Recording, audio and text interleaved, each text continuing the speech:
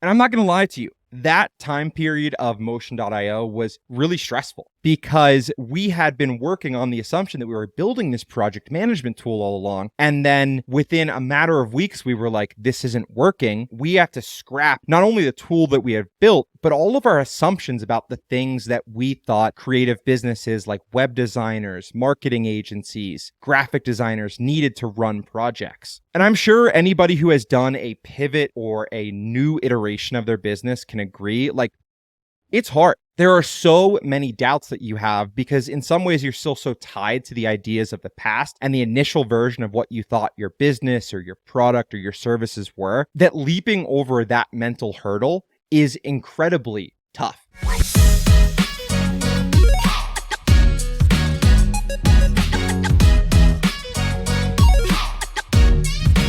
Happy Thursday, everybody, and welcome back to Designing Growth. How's everybody out there doing this week? How's your business? How's life? How's family? How are you living? As for me, it has been a super exciting week, and I'm actually recording this episode solo. First time that I've done that since episode 32 of Designing Growth. That was a ways back where I was talking about my marketing tech stack, and this time I'm recording this solo episode to give you some really cool updates about Motion.io and also get into a little bit about like, hey, what does Sam actually do? Is he just this podcast host that sometimes pops up on social media, or is he like actually doing things there? So I will tell you about that. But first, I want to explain why we didn't release an episode last week. When I started this podcast, my goal was to be very consistent with it, to release episodes every single week. Typically, I like to batch these episodes out, record a couple at a time, but we have just been honestly in a dead out sprint for like the last month here. And last week, it totally caught up with me because there were a lot of big things that we needed to do aside from recording content to support the full release of Motion.io's customizable client portal software. There was a ton of blood, sweat, and tears that went into getting to the point where we were ready to release the full version of our product. With this release, we finally have an end in sight to our early access period. We've been in early access now for well over a year, and Motion.io has been totally free to use at this time. The long story not so short of why this happened is basically when we launched Motion.io, we had a totally different picture of what the product would end up like when we had a quote unquote full version of it that we were ready to have people using and ultimately have people start to pay for. After we initially launched Motion.io as a project management tool in late 2022, we found that it really missed the mark in a couple ways. And the biggest problem was it was project management software. We quickly found out when people started using it that they didn't really want to switch from the project management software they were using, whether that was Asana, Notion, Trello. They didn't want to move from that to a new tool because it would disrupt their entire workflow, all of these systems that they had built internally, and switching away from that was just a huge lift for people. Even if they weren't using the project management aspects, the businesses that we invited to try out our initial version were using our request tool that had a very simple concept of create this thing for a client to do. They can do it right in Motion.io. When we saw people using that, but not using the rest of the product, we said basically, okay, it is time to burn this thing to the ground and rebuild it to focus on first, delivering value where people were already getting value from the product. And then second, to do more than just the one or two types of requests we had in that time. I believe when we had launched that version, really the only thing we could do with Motion.io is have clients complete a to-do list as well as use our visual feedback tool, which is still a part of Motion.io today, to annotate images and have clients pin comments on images and respond to them. And I'm not going to lie to you, that time period of Motion.io was really stressful because we had been working on the assumption that we were building this project management tool all along. And then within a matter of weeks, we were like, this isn't working. We have to scrap not only the tool that we had built, but all of our assumptions about the things that we thought creative businesses like web designers, marketing agencies, graphic designers needed to run projects. And I'm sure anybody who has done a pivot or a new iteration of their business can agree, like, it's hard. There are so many doubts that you have because in some ways you're still so tied to the ideas of the past and the initial version of what you thought your business or your product or your services were, that leaping over that mental hurdle is incredibly tough. Thankfully, I am surrounded by two of the best people I've ever worked with in my life. My co-founders, Perry and Zach, we were all there in it together. And we all got to this place that we were ready to pivot and we were ready to go in a new direction with Motion.io. From there, we moved super quickly. We built the next iteration of Motion.io. While it didn't have the full suite of features and functionality that Motion.io does now, the two that it did have are core to Motion.io's functionality today. With this next iteration of the product, we really wanted to double down on the things that businesses told us they needed help with the most. And project management wasn't one of those things. What they did need help with was doing things like getting clients to complete onboarding forms, getting clear and actionable feedback from clients without having to beg them or teach them how to use some complicated tool, as well as collecting files, content, and documents during projects. But the number one thing these businesses said is that the reason why all of these individual things were problems within their business is that they had to constantly follow up, track, and manage all of these types of requests that they would make to clients. So with this next version of Motion.io we released, we included 4 different types of tasks businesses could use and request things from clients in just a couple of clicks. The tasks that were a part of this version of Motion.io are still a core part of the product today. You can do things like assign a to-do list for a client, or send a client a form, request files or documents from a client, and use that visual feedback tool that we had originally developed for the first version of Motion.io. So clients can pin comments to things like website mockups and wireframes and know exactly what you're talking about. We heard some really good things about this next version. People liked how simple it was to create tasks for clients and how easy and intuitive it was for them to do things like upload files or provide feedback on a mockup. Despite a positive response from users about this next version of Motion.io, hearing what excited them the most came as a complete surprise to us. Again and again, we kept hearing that people loved the simple client portals Motion.io generated for clients to view and complete tasks that were assigned to them. We included this as a feature originally. It was kind of like a nice little bonus in addition to users having the ability to assign client tasks and set automatic follow-ups and reminders. We honestly didn't even think of Motion.io at this point as client portal software. We kept playing around with names like request management tools or file collection. And while we didn't know it really at that time, none of them felt quite right. What I learned from going through this experience is that when people are telling you specific things that they, number one, like about what you have already, and number two, need so they can use it within their business, you should listen to those things. When people tell you things they like about what you are doing right now, double down on those things. Focus on those things. Maybe that means you're able to automate parts of a service and offer it at a lower price. Maybe it means you can roll that into some other package or expand that offering to do more on top of what you're already doing. The second part of this is that if people are asking you for more on top of those things that you're already doing, those can be powerful growth opportunities and they can lead you to new directions, new services, new products, new features.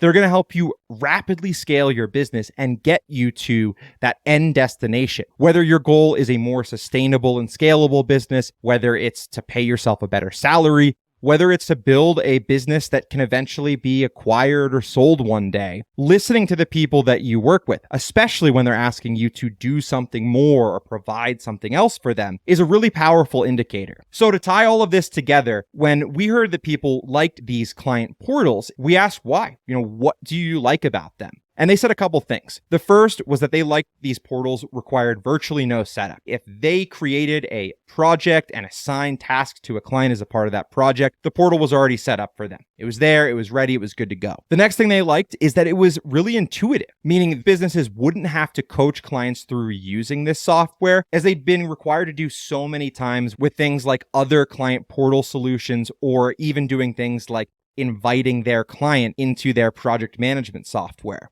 The final thing that we heard from users when we asked them to tell us what they liked about Motion.io's client portals were that they were login-less. And this is a big thing in Motion.io today. When you invite a client to one of your portals, they get a link and in a single click, they can access that. They don't have to create an account. They don't have to log in. Well, hearing how much people who tried out this next version of Motion.io loved the client portal functionality, at this point, we still weren't ready to go 100% all in and become client portal software. And this is where the second part of that lesson that I mentioned about listening to your users comes in. Because the very next thing we asked was, okay, you like this part of it. What else do you need? And the things that these business owners told us are exactly what is in the full version of Motion.io that we just released. I won't spend too much time on the details, but some of the cool features that we've added are, first off, custom tabs. So within your client portals, instead of just having a list of tasks for clients to complete, you can do things like embed videos, add resources or a welcome guide, in addition to being able to embed any other software that you're using directly within your Motion.io client portals. And the reason why we ended up adding these custom tabs to the product is because as soon as people started using Motion.io, they quickly asked, well, how do I embed my Calendly calendar? Or how do I add a Google Slides presentation to a client portal so a client can see that? Or how do I even connect tools like Dubsado so a client can complete my Dubsado proposal, payment, and contract without having to leave their Motion.io client portal? At the time, we didn't have a good answer for that, but we put our heads together, and these custom tabs that exist within Motion.io have ended up being a game-changing solution that we're very excited made the cut into this full release version of the product. Even last week, I'm not going to lie, we went a little bit nuts just seeing how many different things we could integrate into it. And what was wild was how few times that I ran into roadblocks. Pretty much everything that I was playing around with on our development environment and trying to integrate into Motion.io, things like Notion boards, Panda Docs for contracts, Google Docs, Sheets, Slides, all of that stuff. I was able to add them to these test client portals that I was creating in seconds. Another key feature that we released as a part of this decision to go all in on client portal software was branding. Branding had been something that people had long mentioned would be like a nice to have, but once we started seriously ask the question of, well, what is Motion.io going to be when it grows up, and answering that with customizable client portal software, we immediately knew that it was time to add branding into Motion.io. So now in Motion.io, you can add your logo, you can add your primary color, and you can also customize the sending name on all of the emails Motion.io sends to reflect your unique brand identity and be virtually indistinguishable from another piece of software. So I promised I wouldn't talk about our product forever. So you can go to our website and check out the full release notes to see all of the features the full release version of Motion.io has right now. Or even better, go sign up for a free account and try it out to see them for yourself. So all that aside, let me take you into a week in my world as one of the co-founders at Motion.io. I've shared a little bit about my background a couple times on this podcast. Episode 32 is a good one if you want to hear the full story of how I got to where I am now. One of the things that I always find interesting is I listen to a couple of other, startup business related podcasts, and I love hearing the story about what people do in a week because it can seem so nebulous. If somebody says like, hey, I'm a business owner of XYZ creative agency, or I'm a co-founder of this startup, or I run this company that helps people do XYZ. It's like, well, what do you do all day? Very curious. Tell me more. And I love things like that. So I'm going to tell you a little bit about what I was doing last week. So I had mentioned that we had done a ton of work to get to this point where we had this full version of Motion.io and we understood what Motion.io was going to be when it grows up, which is customizable client portal software built for creative businesses. From V1 to V2 to the version of Motion.io we have today, one of the hard lessons that I've learned is that repositioning a product, it's a ton of work, and you don't even realize how much stuff you have to update until that time comes. Whenever I've been working in startups or at companies previously, the product was already pretty well defined. And while I've been in marketing for a decade now, and I have done things all of the time, updating website copy or launching a new feature or service and positioning those features or services, the foundation to do that was already laid for me. I didn't have to create it. And I think a big lesson I've learned throughout that is like, let the writer's block happen because it's going to happen. It's really, really hard to explain something that hasn't existed previously and may not even be in its final form yet. Looking at similar products that I thought did a really good job, and drawing inspiration from that. I found that that was one of the best way to help break through that writer's block. But I will also note that it's an iterative process. You're never going to get it right the first time, and you'll look back at ways that you had described things previously and say, oh, that doesn't make any sense, or this sounds like a jumbled mess. That's going to happen. And I think every time you realize that, it's not a sign to beat yourself up. It's really a time to congratulate yourself and say, wow, you've made a lot of improvements. You are so much better about talking about your services or your product or the things you do in a concise and easy to understand way. So it takes practice. The other part that was hard for me about marketing a rapidly changing product was building the brand for this product. I feel like now it's gotten to a pretty good place. As Motion.io's VP of marketing, I am the primary person for all of our marketing stuff. And because we didn't have a real budget to build our website, I had to dust off my web design shoes that, I'll be honest, I had not built a website since 2016, 2017 maybe. And because it had been such a long time, I felt like I was just fumbling all over the place. Because not only did I have to kind of relearn some of the fundamentals of web design, I also had to update myself on the new kind of design standards. It had been just such a long time. I'd always been in companies where the website was already built. We hired a contractor for that, or there's an internal designer who had done that. And it had never been just me. For a new business, a lot of where your branding starts is with the website. Some of my favorite places to go for website design was a website called saslandingpage.com. Drew a ton of inspiration from there. They have some beautiful websites from big tech companies out there. Some of the ones I found especially cool were Harvest's website, which is time tracking software, as well as Zapier's website. I mean, they are just like the best in the game at what they do, I think, in some ways. And I drew a lot of inspiration from their site. So in addition to those two things keeping me busy last week, updating the copy on our website, updating the design of our website, and that means things like new screenshots of the product. Also, another pro tip for taking screenshots, one of the tools I've honestly been like beating to death. If you could see my desktop screen, it is littered with thousands of screenshots. But I use this tool, Zite, formerly known as Cloud App. Don't love the new name, but I do love the product.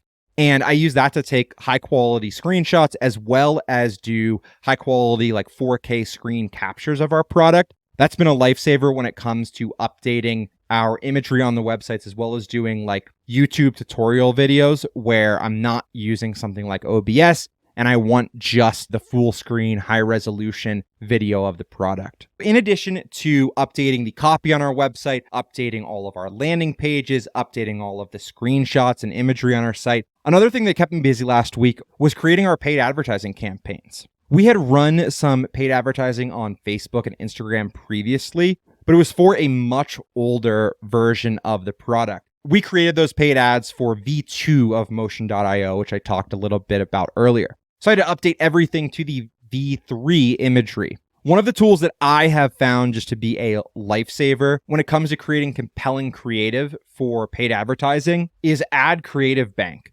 Basically, on Ad Creative Bank, you can look at some of the top performing ads, and you can get as specific as like picking what industry you're in, what kind of business you run. It provides a lot of great inspiration when you're trying to design creative and you haven't done it before. You have no template or anything to base it off of.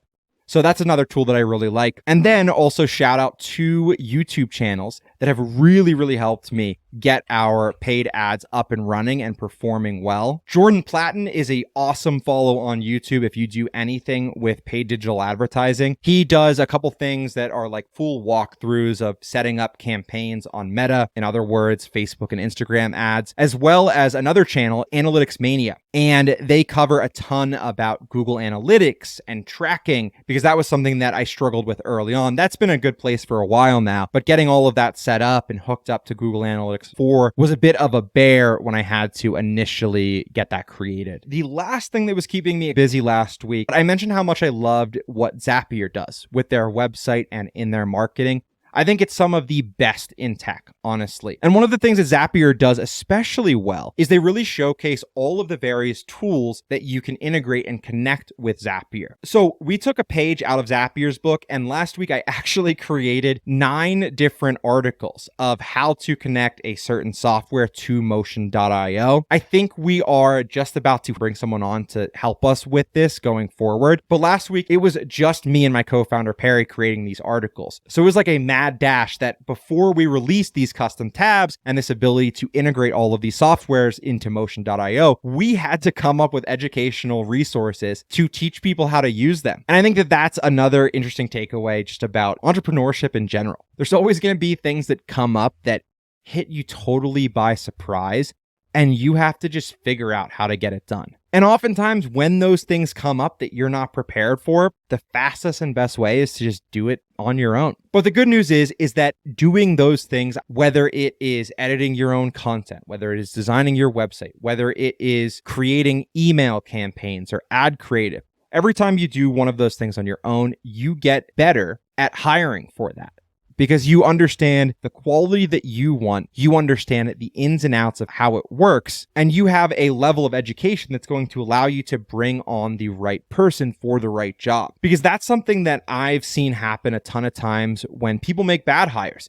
They don't know what they need or what they expect going in, and they'll hire a marketing agency or they'll hire a automation specialist to do these things that they don't know how to do themselves. And I'm not saying that that's totally wrong, but it can be a little bit dangerous. The way that you can minimize some of those risks sometime of spending that money and not getting the results you expect in return is understanding how to do it yourself the first time around. Now that I've talked a little bit about my week, all the things that I was doing last week, I am here to say that we have some really exciting new episodes in the works. We will be back to our regularly scheduled programming over the next couple of weeks. As well, we have some really cool stuff planned for Motion.io. In the coming months, we will be releasing a messaging option so you can chat directly with your clients in the portal. We'll be releasing payments and contracts. So in addition to being able to connect those things to Motion.io, you could even do them within the app itself. And then in addition to all of that, we do have a Zapier integration plan. Not sure 100% on the timeline of that, but it is something we know we are going to be doing, so stay on the lookout for that. Until then, everybody, my name is Sam Chlebowski, host of the Designing Growth podcast and co-founder of Motion.io. Hope you enjoyed this special solo episode, and talk to you everybody next week. Have fun, good luck, and go crush it. Take care, everybody.